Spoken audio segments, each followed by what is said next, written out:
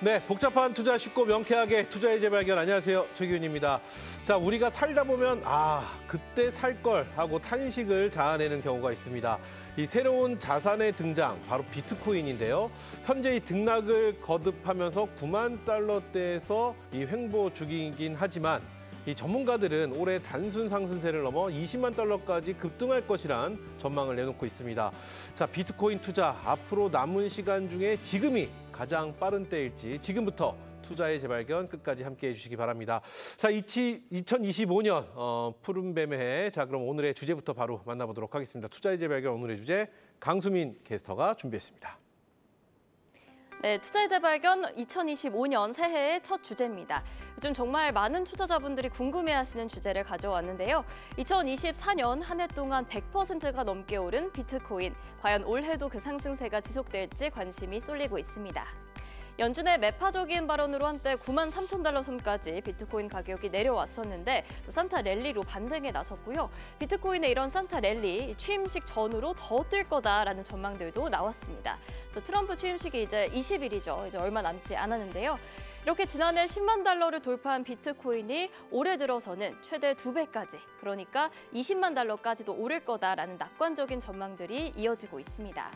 다만 일각에서는 인플레이션이나 금리 정책, 또 예상치 못한 자본시장의 충격 등으로 여전히 변동성이 크기 때문에 여러 차례 조정 가능성도 열어두고 있습니다. 한편 비트코인이 지난해 160% 정도 오르면서 다른 주요 알트코인들도 동반 상승했습니다. 이더리움이 70%, 솔라나 88%, 도지코인 252%, 그리고 리플은 무려 300% 가까이 오른 모습입니다. 미국에서는 리플, 라이트코인, 헤데라, 솔라나 등 이 알트코인 현물 ETF가 다소 출시될 수 있다는 기대감도 나오고 있습니다. 트럼프가 폴 애킨스 등 이 친암호화폐 인사를 지명한 것도 영향을 줄 수 있다는 분석입니다.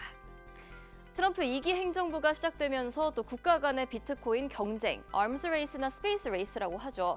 비트코인 보유 전쟁이 일어날 수도 있다는 경고들도 나오고 있습니다. 그렇다면 등락을 거듭하는 비트코인 투자 전략은 무엇일지 지금부터 전문가 두 분과 함께 이야기 나눠보겠습니다. 네, 오늘의 주제는 숨고르기 대 피크아웃, 등락 거듭하는 비트코인 투자 전략인데요. 복잡한 투자 쉽고 명쾌하게 해결해 주실 두 분 오늘도 자리해 주셨습니다. 한양대 글로벌 기업가 센터 이장우 견임 교수, 그리고 알고란의 고란 대표 함께합니다. 안녕하세요. 네, 안녕하세요. 반갑습니다. 두 분과 함께 뜨거운 이 코인에 대한 이야기를 좀 해볼 텐데, 이 12월 들어서 가상자산 시장의 상승세가 한풀 꺾였다, 뭐 이런 이야기들이 나오고 있습니다. 오늘 또 회복세로 전환하긴 했지만 이 조정세에 진입한 거 아니냐라는 일각의 의견들 어떻게 생각하시는지, 비트코인의 현재 주가의 흐름은 어떻게 판단하고 계실까요? 2025년이네요. 네. 그렇죠? 2023년도에 비트코인이 2배가 올랐고요. 2023년도? 2024년도에 2배 정도가 올랐습니다. 되게 지금 바라보면 참 그때는 투자하기 쉬웠다라고 생각할 것 같은데 올해는 되게 비트코인 투자에 되게 힘든 한 해가 될 것 같아요. 25년도? 네, 되게 맑았다가 되게 비도 왔다가 되게 흐렸다가 계속 왔다 갔다 하는 그런 한 해가 될 것 같고요.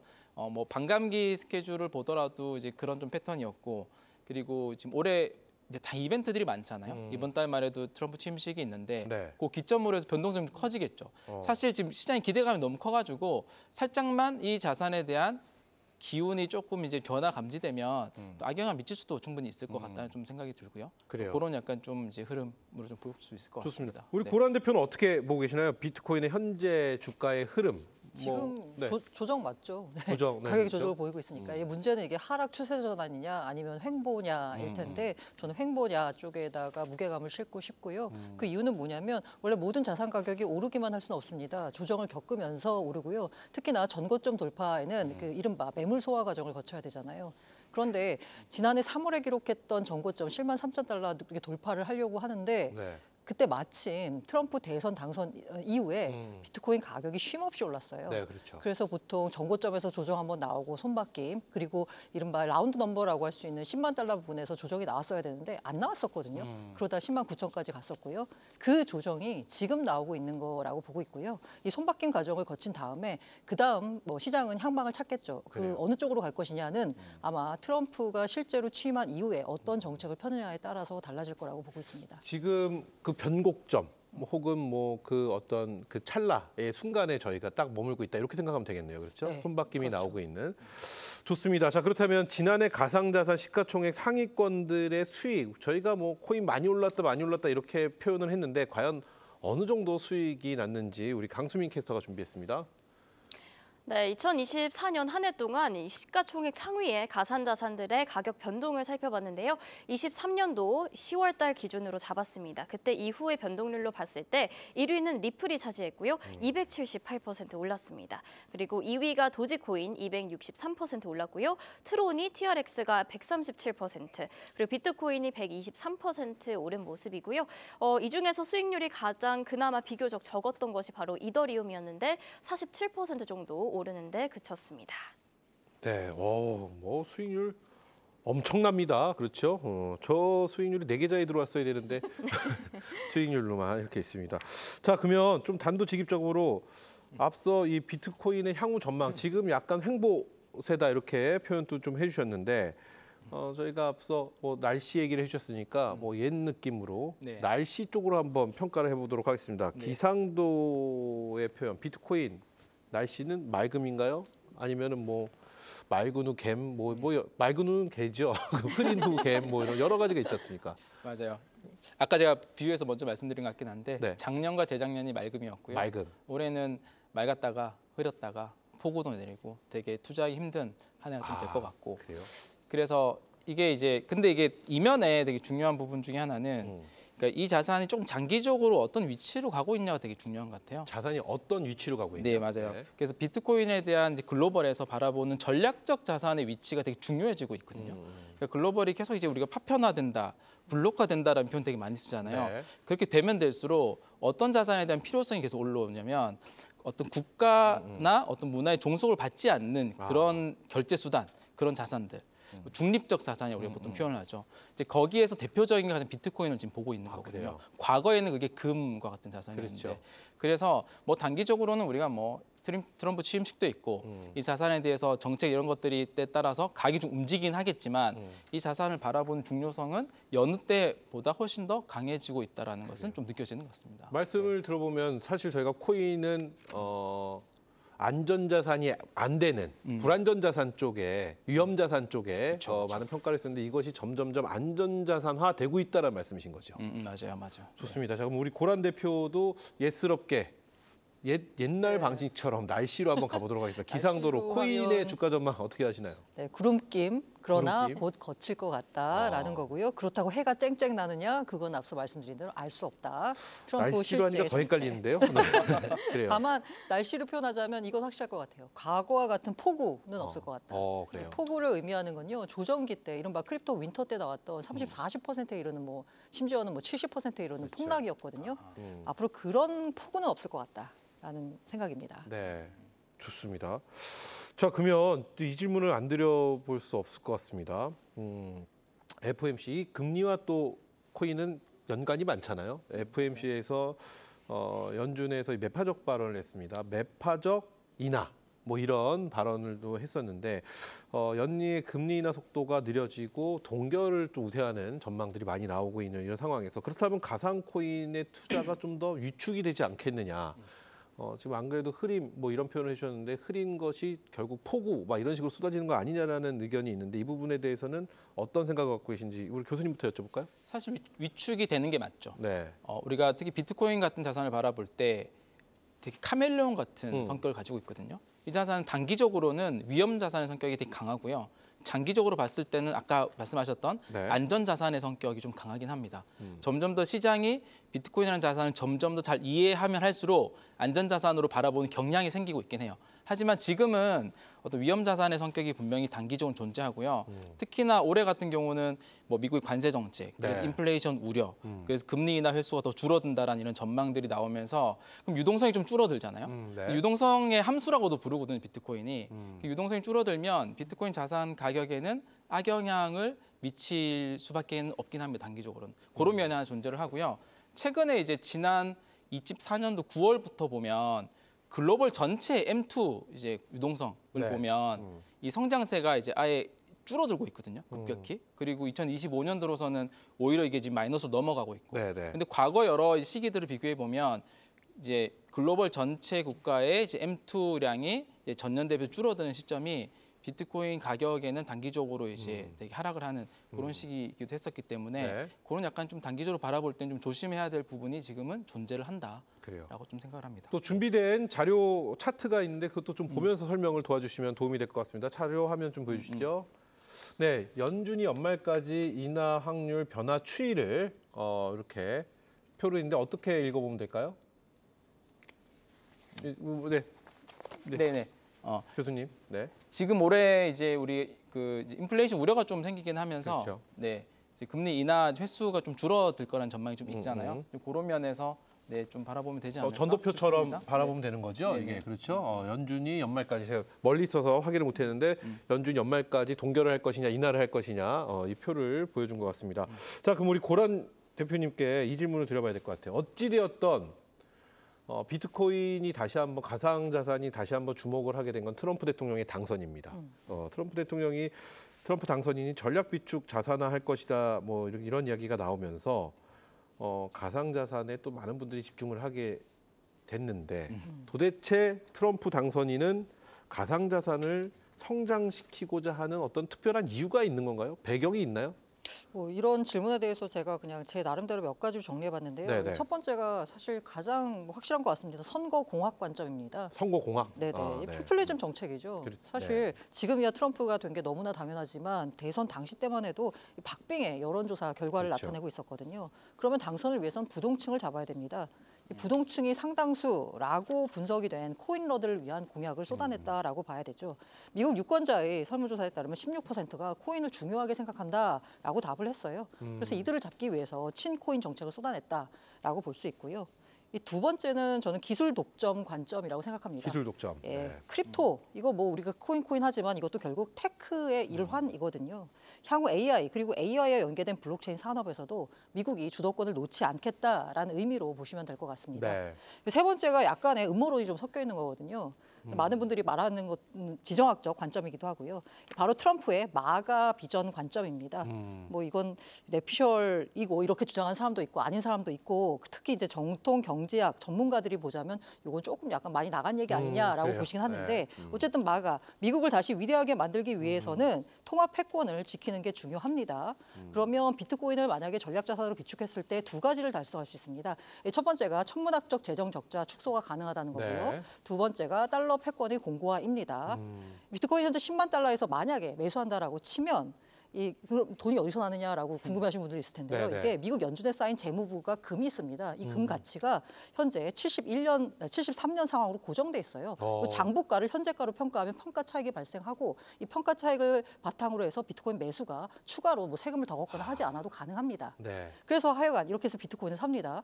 미국 정부가 사면 비트코인 가격이 당연히 오르겠죠. 오르겠죠. 그러면 미국 정부의 자산과 부채 가운데 자산이 늘어나는 겁니다. 그럼 국채를 추가로 발행할 필요가 없어요. 재정 적자 축소가 가능한 거죠. 물론 이 시나리오의 전제는 비트코인은 오른다라는 전제가 있는 거고요. 이 과정에서 스테이블 코인이 연계가 됩니다. 네. 이 스테이블 코인 담보 자산은 지금 현재 무조건 미국 국채로 하게 돼 있어요. 요거 안 하려던 사람이 바로 권도영 대표고요. 네. 이 무담보였거든요. 네네. 근데 그 권도영 대표의 그 테라 프로젝트가 완전히 죽어버리면서 이제는 무조건 담보가 있어야 되는 스테이블 코인 발행만 가능해졌고요. 그 가운데 대부분의 스테이블 코인이 미국 국채를 담보로 하고 있습니다. 이렇게 돼서 만약에 스테이블 코인 수요가 증가하면 당연히 담보 자산인 미국 국채 수요도 증가하겠죠. 네. 그래서 미국 국채 매수 주체에서 지금 중국과 러시아가 떠났습니다. 그렇죠. 그러면 요 나라를 대신해서 스테이블 코인 발행사, 뭐 예를 들어서 테더 같은 것이요. 테더가 새로운 미국 국채 매수 주체로 등장했습니다. 아마 조만간 테더가 보유하고 있는 미국 국채가 우리나라보다 많아질 거예요. 네. 이렇게 새로운 수요가 생겨났으니까 달러 가치 방어가 가능한 거죠. 이걸 아까 1번 그 첫 번째 그 국채 천문학적 재정 적자 축소와 연계해서 보자면 미국 정부가 매수를 시작하면 비트코인 매수 시작하면 당연히 비트코인 가격이 오르고요. 이렇게 되면 전 세계가 비트코인 사려고 급해지죠. 비트코인을 살려고 하면 스테이블 코인이 필요합니다. 네. 스테이블 코인이 발행이 되면 미국 국채가 또 사줘야 되는 거예요. 그렇죠. 이렇게 선순환 효과가 일어나는 거죠. 그러네요. 이를 통해서 달러 패권이 강화된다라는 건데 네. 이게 말씀드린 대로 이게 한 번도 트럼프 입에서 직접 나온 적은 없습니다. 없죠. 그래서 네네. 제가 예측했을 때 선거공학적 그리고 뭐 기술 독점까지는 예상을 했으나 지금 대표님의 트럼프의 네. 비전, 트럼프의 마가를 들으니까 설득력이 있는데라는 생각이 듭니다. 자, 그렇다면 오늘의 주제 숨고르기 대 피크아웃 등락을 거듭하는 비트코인 투자 전략에 대해서 저희가 이야기해보고 있는데요. 자, 여러 가지 우려에도 이 올해도 급등이 점쳐지는 비트코인, 이 불장 기대감이 가득한 올해 가상자산의 시장의 키워드는 또 무엇인지 저희가 1분 안에 정리를 해드리도록 하겠습니다. 오늘의 핵심 1분 컷 출발합니다.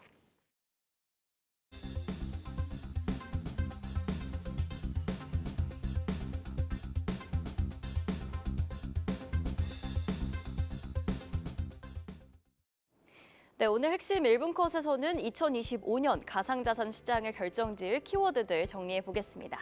4가지로 정리를 해봤는데요. 트럼프 재선, 스테이블 코인, 토큰화, 그리고 AI와 밈코인. 지금부터 하나씩 살펴보도록 하겠습니다.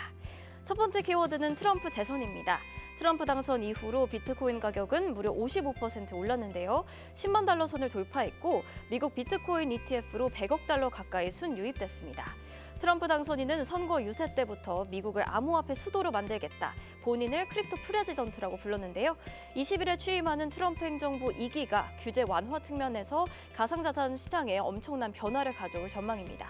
코인베이스도 올해를 가상자산 규제의 전환점이라고 예측했고요. 바네크와 시티그룹은 트럼프가 친암호화폐 인사들을 임명한 것이 시장에 긍정적으로 작용할 걸로 내다봤습니다. SEC 수장 자리에 폴 애킨스, 또 재무장관으로 지명된 베센트, 백악관의 인공지능과 암호화폐 부분을 총괄하는 수장으로는 페이팔 CEO였던 데이비드 삭스가 지명된 상태입니다. 이젠 미국을 필두로 정부 간의 비트코인 보유 경쟁이 이어질 전망입니다. 두 번째 키워드는 스테이블 코인인데요. 트럼프 2기 때 중앙은행 디지털 화폐 CBDC보다 스테이블 코인에 힘을 실을 거라는 예측들이 나오고 있습니다. 올해 말까지 일일 스테이블 코인의 결제 규모도 3배 이상 늘 전망이고요. 코인베이스는 향후 5년간 스테이블 코인의 시장이 3조 달러에 이를 걸로 내다봤습니다. 시티은행도 스테이블 코인 시장이 다각화되고 있는 걸 긍정적으로 평가했습니다. 특정 발행사들의 시스템적인 리스크를 줄여줄 수 있다고 봤고요. 블룸버그 또한 글로벌 기업들이 직원들 임금을 지급할 때나 무역 또 송금할 때 스테이블 코인을 사용한다고 보도했습니다. 세 번째 키워드는 자산 토큰화, RWA입니다. 코인베이스에 따르면 이미 자산 토큰화 시장은 2024년 들어 60% 성장했고요. 부동산이나 회사채, 보험 등 다양한 자산군에 적용되고 있습니다. 현재 리플이나 솔라나 등 알트코인들의 현물 ETF 승인 가능성도 높아지고 있고 바네크 또한 올해 퍼블릭 체인에서 토큰화가 활성화될 걸로 내다봤습니다. 마지막 2025 가상자산 시장의 키워드는 이걸 빼놓을 수가 없겠죠. AI 그리고 밈코인입니다. 가상자산 시장과 인공지능의 융합을 기대하고 있고요. 올해 AI 에이전트가 여러 분야에 필요할 걸로 보입니다. 바네크도 AI 에이전트 온체인 활동이 100만 개를 넘어설 걸로 예상을 했고 코인베이스도 AI 에이전트가 암호화폐 지갑을 관리하고 또 스마트 계약에 참여할 걸로 전망했습니다. 이렇게 해서 올 한 해 가상자산 시장을 움직일 키워드들 정리해봤습니다. 네, 이렇게 해서 저희가 가상자산 올해 시장 키워드 살펴봤는데요. 자, 두 분은 언급된 키워드 중에서 어느 쪽에 좀 눈이 가시는지 궁금합니다. 먼저 우리 고란 대표는 어느 쪽에 좀 눈이 가시나요? 4가지 키워드입니다. 당연히 AI죠. AI. 네. 사실 주식시장이나 코인시장이나 모든 자산시장의 올해 키워드는 첫째도 AI, 둘째도 AI, 셋째도 AI. 그렇죠. AI입니다. AI. 네. 좋습니다. 자, 그렇다면 우리 이장우 교수는 어느 키워드에 좀 눈이 가시나요? 네, 아까 고란 대표님께서 잘 얘기해 주셨는데 스테이블 코인. 아, 그래요. 그리고 이제 스테이블 코인이 결국 이제 가장 성공한 RWA 중에 하나이기도 하죠. 달러를 이제 토큰화한 거니까. 그래요. 네, 요 섹터가 저는 아주 관심에. 그럼 좀 더 들어갑니다. 자세하게 앞서 우리 고란 대표가 말씀을 좀 해주셨는데 2025년 키워드 중에 스테이블 코인이 있습니다. 교수님은 이 스테이블 코인이 왜 주목을 받는 거라고 생각을 하시는지 고란 대표의 앞서 의견과 좀 거기 추가해서 어떤 말씀을 드릴 수 있을까요? 이게 이제 미국이라는 국가가 네. 이 스테이블 코인을 바라보는 시선이 완전히 바뀌었다라는 것부터 시작이 되는 것 같아요. 우리가 불과 몇 년 전, 이전 정권만 하더라도 스테이블 코인 발행사, 대표적으로 테더나 이런 회사들을 이제 소송하고 벌금 때리고 엄청나게 많이 괴롭혔거든요. 근데 이제 미국이 이 스테이블코인 바라보는 시선이 바뀐 이유가 네. 아까 이제 고란 대표님 얘기하셨던 그 이유인 거죠. 미국의 국익에 도움이 될 수 있다.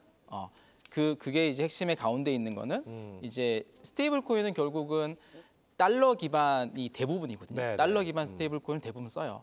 이게 1달러 가치를 유지하기 위해서는 이제 담보 자산이 그만큼 갖고 있어야 되는데 그 발행한 회사가 그게 이제 미 국채가 대부분이고 아까 한국을 이제 곧 한국의 국채, 미 국채 보유량 곧 넘어선다고 하셨는데 이미 독일 같은 경우는 독일이 보유한 미 국채보다 이 스테이블 코인이 갖고 있는 이제 미 국채가 더 넘어서기도 했거든요. 네네. 이런 부분들이 스테이블이 관심 포인트고요. 근데 이제 스테이블 코인은 좋은데 지금 스테이블 코인 시장은 그 테더라고 하는 USDT와 USDC 두 개가 거의 양분하고 있어요. 네. 이 시장의 경쟁이 앞으로 엄청 치열해질 것 같은데 예를 들어서 빅테크 기업이 어떤 과거에 우리 페이스북이 리브라라는 프로젝트를 준비했었거든요. 네. 이 빅테크가 만약에 이제 크립토 프로젝트를 하면서 스테이블 코인을 쓴다. 예를 들어서 지금 페이팔 같은 경우도 스테이블 코인을 발행해서 쓰고 있거든요. 그러면 다 이제 기본적으로 기초 자산은 미 국채가 될 거예요. 수요들이 나올 수 있는 거죠.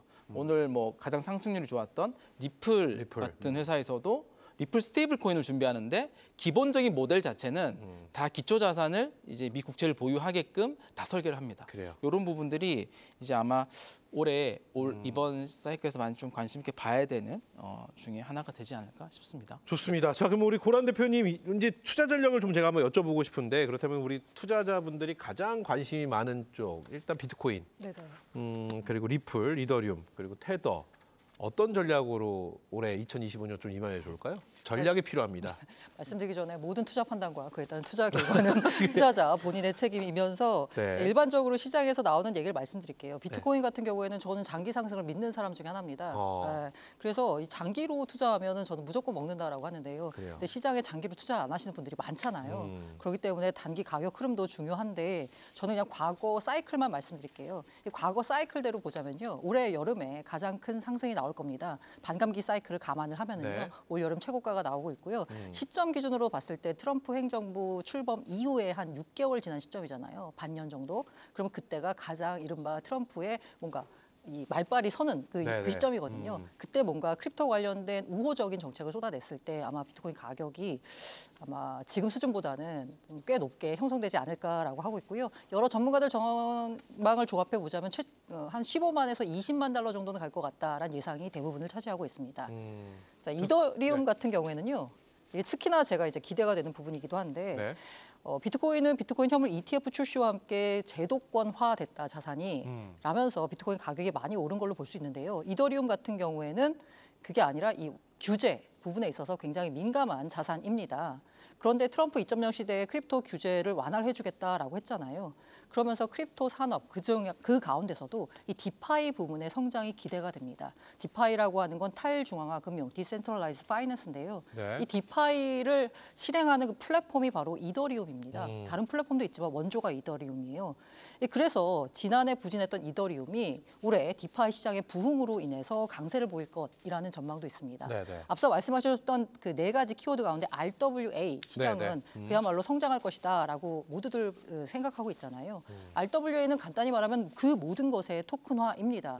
그런데 RWA의 대표 플랫폼이 바로 이더리움이고요. RW 시장이 성장하면 당연히 이더리움에 대한 수요도 늘어날 거고 그렇게 되면 이더 가격도 반등하지 않을까라는 기대가 나오고 있습니다. 네. 사실 지난해 이더리움 가격은 상대적으로 상당히 비트에 비해서 부진한 모습을 보였는데 올해는 이더리움의 해가 될 것이다라는 전망을 매트릭스 포트 같은 곳은 내놓기도 했습니다. 네. 자, 리플 같은 경우에는 가장 규제 이슈에 민감한 곳이기도 합니다.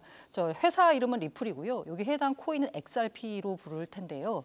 SEC 의장이 교체가 되면서 아마 그 기대감에 뭔가 이젠 달라지지 않겠느냐 기대감에 이미 선 기대감으로 XRP 가격이 상승했습니다. 그런데 이제 실제로 수장이 교체된 다음에는요, SEC가 이 리플과의 소송을 어떻게 마무리하느냐, 언제 마무리하느냐에 따라서 가격 모멘텀이 발생할 것 같습니다. 이 때문에 규제 이슈를 잘 지켜보셔야 될 것 같고요. 네. 테더 같은 경우에는 이게 무슨 전략이 있습니까? 이거 네네. 스테이블 코인입니다. 이거 1 USDT는 1달러의 가치가 고정돼 있습니다. 가끔 제 채널에 오셔가지고 어떤 분이 테더 샀는데 언제 5,000원 갈까요? 이런 질문하신 분이 있는데요. 그 거의 웬만하면 가지 않습니다. 그건 1달러가 5,000원 한다라는 그 가정하에서 가는 거기 때문에요. 다만 제가 테더 관련된 투자 전략을 말씀드리자면 글로벌 투자 시대잖아요. 원화 자산만 투자해서는 안 됩니다. 달러 자산에 투자해야 되거든요. 근데 기존에 달러 자산에 투자하는 방법은 달러 예금 정도밖에 없었어요. 그런데 그 달러 예금보다 스테이블 코인이 훨씬 더 유용합니다. 게다가 스테이블 코인을 산 다음에 국내 거래소 산 다음에 해외 거래소 보내잖아요. 그럼 거기 예치 프로그램이 있습니다. 거기 넣으면 한 5% 안팎의 이자를 줘요. 웬만한 달러 예금 이자보다 훨씬 더 좋습니다. 그러네요. 그러다가 이른바 김치 프리미엄이 붙었을 때 귀국을 합니다. 그래서 팔면 예치 이자에 따른 수익 그리고 김치 프리미엄에 따른 수익까지 노릴 수 있으면 이게 괜찮은 투자 수단이거든요. 그래서 요거 한번 이용해 보시면 어떨까 합니다. 지금 네 가지에 대한 부분을 다 말씀을 해주셨는데 다 매력적입니다. 개인적으로 우리 고란 대표님은 이 네 가지 중에서 어느 쪽이 제일 끌리시나요? 저는 개인적인 의견입니다. 개인적인 의견이요. 네. 좀 마음 편하게 투자하려면 비트라고 생각합니다. 그냥 네. 비트 오래 보겠다. 네네. 그럼 우리 이장우 교수는 네 가지 중에서 개인적으로 어느 쪽이 가장 좀 끌리시나요? 이게 뭐 이쪽 시장 오래 투자하셨던 분들은 비슷할 겁니다. 네. 비트코인 안정적으로 투자하는 것이 안정적인 네. 것 때문에 비트코인이다. 네, 맞습니다. 네. 가장 확실한 거죠. 가장 확실하다. 네. 앞으로도 지금 아까 말씀 중에 반감기 얘기도 하셨고 했는데 올해가 반감기의 마지막 해로 본다라는 얘기도 있는데 동의할 수 있는 얘기인가요? 그 얘기는 동의가 안 되는 건가요? 뭐 그럴 수 있겠네요. 네, 네, 네. 이게 반감기라고 하는 게 뭐- 공급량을 절반으로 줄이는 건데 네, 네. 이미 2천만 개의 코인이 발행이 된 상태니까 앞으로 100만 개만 더 발행이 된다고 했을 때 이 공급을 절반으로 줄이는 게 앞으로는 의미가 없을 거고요. 이제는 수요가 어떻게 되느냐가 가격을 결정하는 데 중요한 요소가 될 것 같습니다. 어쨌든 두 분 다 뽑아주신 거는 비트코인 네. 안전하게 보겠다 이렇게 하셨는데 우리 맞습니다. 강수민 캐스터 또 네. 빼놓을 수 없잖아요. 네. 어느 쪽이 또 가장 끌리시나요? 저요. 말씀을 쭉 들어보고 네 가지 중에. 저도 비트코인인데 이거조차 저는 좀 겁이 나가지고 코인베이스 같은 종목들 있잖아요. 네네. 뭔가 거래소 자체에 투자를 하는 네. 이런 쪽으로 저는 살펴보고 있었습니다. 전 리플 가도록 하겠습니다. 와, 네. 아니 저희 담당 PD가 리플 얘기를 하더라고요. 네. 그래서 리플로 한번 해봤습니다. 자 그렇다면 이 이야기를 꼭 드려야 될 것 같아요. 지금 뭐 투자 자산으로 보았을 때 과연 이 비트코인의 가치를 우리가 어느 정도로 평가할 수 있느냐. 지금 앞서 좀 아직 저는 불안해서요. 뭐 이런 얘기도 나왔잖아요. 이게 투자 자산의 가치로 비트코인의 위치 이렇게 얘기하면 좀 막연한데 제가 예를 들어서 이렇게 한번 가보겠습니다. 부동산 대 비트코인, 주식 대 비트코인, 뭐 금 대 비트코인, 달러 대 비트코인, 채권 대 비트코인 이렇게 놓고 봤을 때 비트코인의 위치는 과연 지금 어느 정도인지 우리가 가장 안전 자산은 일단 금을 얘기하잖아요. 네. 우리 업다운을 한번 해볼까요? 네, 네. 업다운을 해봐야 되나 뭐 이런 생각도 드는데 먼저 우리 고란 대표님부터 한번 가보겠습니다. 네. 비트코인의 위치는 이 안전자산과 위험자산 사이 중에 어느 정도 딱 중간이라고 보시나요? 비트코인보다 더 위험한 자산은 어느 쪽이라고 보시나요? 비트코인은 그 블랙락이 최근에는 보고서에도 얘기했는데 비트코인은 말장난 같지만 위험 자산이기도 하면서 안전 자산입니다. 말장난이네. 네네네. 그러면 어느 쪽인가요? 밑으로는 주식이 있나요? 네네. 아래로는? 지금 현재로서는 위험 자산 쪽에 좀 더 가깝고요. 네. 앞으로 나아갈 길은 안전 자산이라고 안전자산 보고 쪽으로. 있고요. 그래서 금과 많이 비교를 하는데 성격 자체가 가치 저장의 수단이라는 측면에서 디지털로 돼 있고 해서 디지털 금이라고 말들 하고요. 지금 금의 시가총액을 보니까 17조 7천억 달러 정도 돼요. 네. 지금 비트코인이 1조 8천억 달러거든요. 그래서 금이 비트코인의 약 9.7배 한 10배라고 그냥 퉁칠게요. 그러면 지금 수준보다 비트코인은 아마 언젠가는 금의 시가총액에 도달하는 10배까지는 갈 수 있다. 와. 다만 언젠가는 언젠가는이란 네네, 말을 잘 언젠가는. 기억해야 되네요. 네네. 그렇다면 지금 우리 고란 대표님 개인적으로 코인과 주식을 놓고 봤을 때 어느 쪽이 좀 더 안전하다는 평가를 하시나요? 그 코인, 네, 그렇죠. 질문이 조금 약간 그런데 이 주식도 주식이 아니잖아요. 그렇죠. 주식에 너무 종류가 많잖아요. 그렇죠, 그렇죠. 그리고 코인에도 종류가 너무 너무 많습니다. 많아서. 그런데 코인이라고 말을 했을 때 비트코인이라고 하면요. 주식으로 치자면 S&P 500 같은 거예요. 알겠습니다. 나스닥 지수. 딱 설명이 됐네요. 네네. 좋습니다. 그러면은 같은 질문 우리 이장우 교수님 또 네. 이 코인이 어느 쪽에 있을 거라고 보시나요? 어느 정도 위치에? 뭐 사실 개인적인 견해를 물어보시는 걸 텐데 이게 비트코인 사실 압도적으로 자산면에 있어서는 월등합니다. 다른 이제 투자 자산으로 비교를 하는 거잖아요. 그러니까 우리가 뭐 금이라고 하는 자산이 좋은 이유는 긴 역사의 시간이 있긴 하지만 그렇죠. 희소하기 때문에 좋아하거든요. 근데 희소성 자체가 비트코인이 금을 압도하죠. 맞습니다. 금보다도 더 이제 인플레이션 적게 나오는 거긴 하니까. 게다가 이제 저는 많이 과거에는 이런 비트코인의 가치 저장의 수단과 희소성만 많이 포커스를 맞춘 네네. 게 지난 사이클까지 관점이었는데 이번 사이클에서 되게 추가된 관점 자체가 하나가 아까 제가 맨 처음에 얘기했던 것처럼 이제 이 자산이 검열 저항성을 가지고 있고 온전히 자기 지갑 보유를 하고 있으면 온전히 내 자산이거든요. 그래요. 검열 저항성을 가진다라고 하죠. 그래서 이 중립적인 자산의 포지션으로 들어갔기 때문에 이 자산에 대한 필요가 그래요. 과거에는 개인만 있었는데 이제 국가들도 이 자산을 필요로 하게 되는 거죠. 네. 러시아만 보더라도 마찬가지잖아요. 그래서 그런 면에서 그러니까 공급과 수요 면에서 다 이 자산에 좀 많이 올라가고 있다. 관심도가 이렇게 조금 보여집니다. 저는. 그래요. 네. 제가 비트코인의 가치를 투자 자산으로서 비트코인의 가치를 여쭤본 게 아직까지 좀 너무 이게 가치가 있어? 어르신들이 꼭 뭐 예전에 장판 밑에 현금을 깔아놓듯이 뭐 이런 네네. 느낌으로 봤을 때 이게 불안해서 이게 되겠어라는 의견이 있어서 한번 제가 이걸 여쭤봤습니다. 자, 그러면 비트코인이 계속해서 오를 거라는 전망에도 불구하고 망설여지는 분들은 이 코인에 대한 또 하나 리스크를 걱정을 하고 계시거든요. 이 리스크 높은 변동성 그리고 또 24시간 지치지 않고 돌아가는 시장. 분명히 비트코인에도 투자 시 유의할 점이 있다고 봅니다. 이거 교수님 이야기 좀 들어볼까요? 뭐 이게 사실 원하시는 답변은 아닐 수도 있는데 근데 제가 생각하는 진짜 투자에 주의해야 될 것은 비트코인 투자에서 가장 유의해야 할 것은 알트코인 투자이긴 합니다. 네. 그래요? 왜냐하면 우리가 아까도 이제 올해 트렌드가 뭐 RWA, 뭐 AI, 뭐 에이전트라고 하는 AI 이제 섹터 다 얘기 나왔는데 이런 이제 테마가 오면 올수록 네. 알트코인에 엄청 투자하고 싶은 욕구가 많이 솟구치는 분야이긴 합니다. 뭐 우리 진행자님도 이제 과거 경험으로 잘 아실 것 같긴 한데요. 아니 저는 네. 네. 그래서 근데 이제 알트코인이 이제 시장이 한번 이렇게 우리가 사이클이 바뀐다고 하죠. 하락장이 전환이 되면 거의 여지없이 95%에서 99%까지 하락하는 자산이기도 합니다. 네. 그렇기 때문에 이 알트코인을 우리가 어느 정도 욕심을 조금 누르고 적절하게 투자를 하는지를 컨트롤하는 것이 이 시장을 투자를 오랫동안 하기 위해서 가장 중요한 요소이기도 하다는 점 때문에 이 점을 한번 좀 짚어봤습니다. 좋습니다. 이 고란 대표님께도 이 질문 짧게 한번 드려보고 싶어요. 이게 지금 보면 우리가 유의할 점을 여쭤보는데 이 코인이 어느 정도 옥석가리가 이제 어느 정도 이 시장도 이루어지지 않았나. 왜냐하면 불과 4년 전, 5년 전에 뜨거웠던 그 시장에 비해서 이제 한 사이클이 또 지나가고 이번 사이클을 맞이했을 때 그렇죠. 어느 정도 옥석가리가 되지 않았나라는 생각을 해보는데 동의하시는지부터 한번 여쭤볼게요. 지금 옥석가리는 지금도 현재 진행형이라고 계속해서 저는, 진행 중인 생각하고 거죠? 있습니다. 비트 빼고 나머지는 어떻게 될 수 알 수 없습니다. 아, 네네. 그래요? 그렇게 네. 보시는 거예요? 네네. 그러니까 제가 이더리움이 지금 현재 시가총액 2위 네네. 코인이거든요. 그런데 이더리움 생태계가 커지는 것과 이더리움 가격이 오르는 것은 별개 문제거든요. 근데 제가 옥석가리라는 말씀을 들었을 때 투자자 관점에서는 가격이 올라야지 좋은 거잖아요. 좋은 그렇죠. 투자 자산이잖아요. 비트코인의 가격은 장기 우상향에 대해서 믿어 의심치 않는데 그밖에 기타 알트코인에 대해서는 생태계가 커지는데 가격이 어떻게 될지에 대해서는 사실 아직도 잘 모르겠습니다. 그러면 이거는 이따가 우리 시청자분들이 궁금증이 나왔을 때 그때 여쭤보려고 사실 준비했던 질문인데 네. 오래전에 코인을 하셨던 분들이 계셔요. 근데 뭐 재미도 보셨겠지만 또 손실을 굉장히 많이 해서 손을 어떻게 쓸 수 없이 그냥 꾹 안고 계신 분도 계시거든요. 소위 말하는 뭐 김치 코인도 네. 있고 여러 가지 알트에서 여러 가지가 있는데 이분들 지금이라도 갈아타야 되는 게 맞다고 보시는지 아니면은 기다려 보세요라는 말이 맞는 건지 참 난해한 질문이죠. 어떤 분이 대답을 들어볼까요? 고란 대표부터 한번 가볼까요? 네. 그 무슨 코인을 들고 있느냐에 굉장히 따라 중요하겠죠. 다르겠죠. 네. 그런데 아마 과거 이렇게 그 꿍꿍 꿍쳐두고 있는 코인이라고 하면 제가 느끼기에는 17년 말 불장 때 그렇죠. 들고 네. 계셨던 코인이나 아니면은 21년 불장 때 들고 있었던 알트일 거거든요. 비트에 대해서 걱정하지 않지만 알트코인 그 가운데 저시총의 이른바 그 플랫폼 코인이 아닌 그 다른 알트코인들이요. 뎁코인들 네.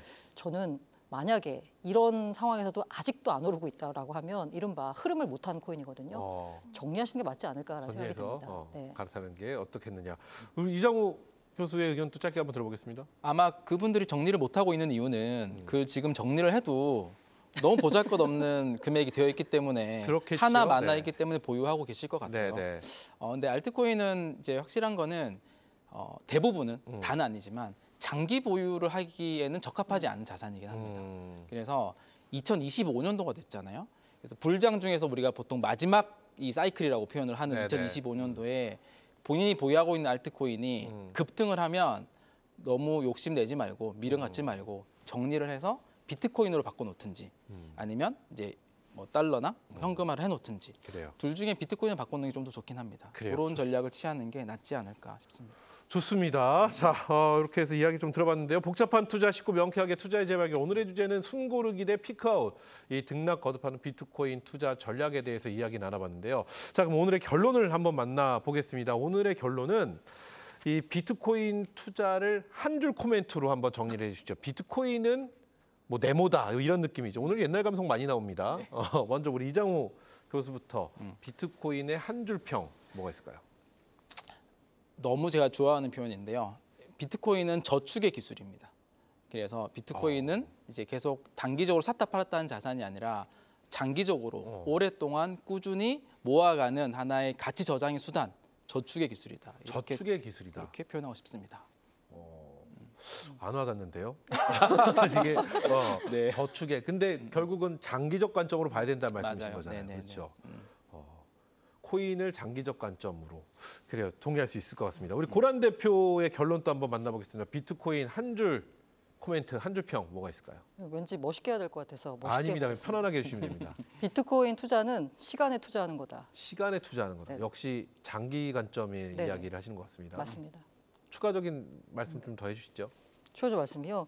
네. 이게 장기 관점이라고 말씀을 드리는 이유는 뭐냐면 단기적으로 내가 어딘가에 쓸 돈이 있다. 그러니까 시간이 정해져 있어요. 예를 들면 이 전세 보증금 이렇게 갈아타려고 할 때 이때 잠깐 투자하시는 분들 있어요. 네네. 예전에는 그걸 가지고 이제 주식 투자 많이 하셨는데 요새는 그걸 코인 투자를 하시더라고요. 그렇게 시간이 정해져 있는 투자에서는 100% 실패합니다. 그리고 시간이 정해져 있는 투자의 또 하나의 그 갈래가 뭐냐면 바로 내 돈 갖고 안 하는 거예요. 빚내서 하는 거거든요. 빚내서 한다는 건 언젠가는 갚아야 되는 투자거든요. 그래요. 시간이 정해져 있어요.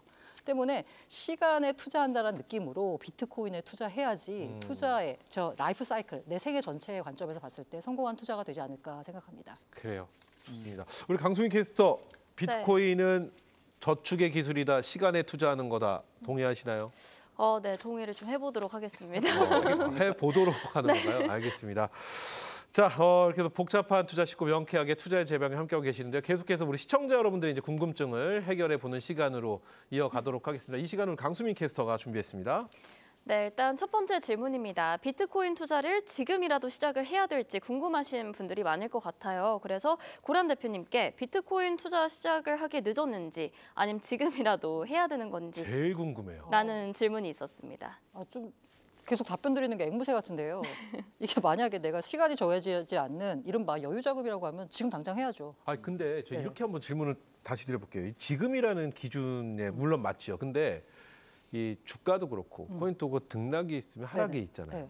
네. 골이 깊으면 산이 높고 산이 그렇죠. 높으면 맞아요. 골이 깊고. 어. 그러면 지금 뭐 짧게 보면서는 잘 모르겠으나 지금 굉장히 산이 높은 위치라고 한다면 이 골이 깊을 때 들어가도 되지 않겠느냐 이렇게 또 질문을 드려도 되지 않을까요? 그렇죠. 지금 타이밍 잡겠다고 그렇죠. 하시는 건데요. 타이밍 싸움이 타이밍 누가 합니까? 짧게는 아니지만 아무도 모릅니다. 어. 그리고 사실 그 17년도 말 18년도 초에 기록했던 우리 2천만 원 가까운 그 2천만 원까지 갔었나요?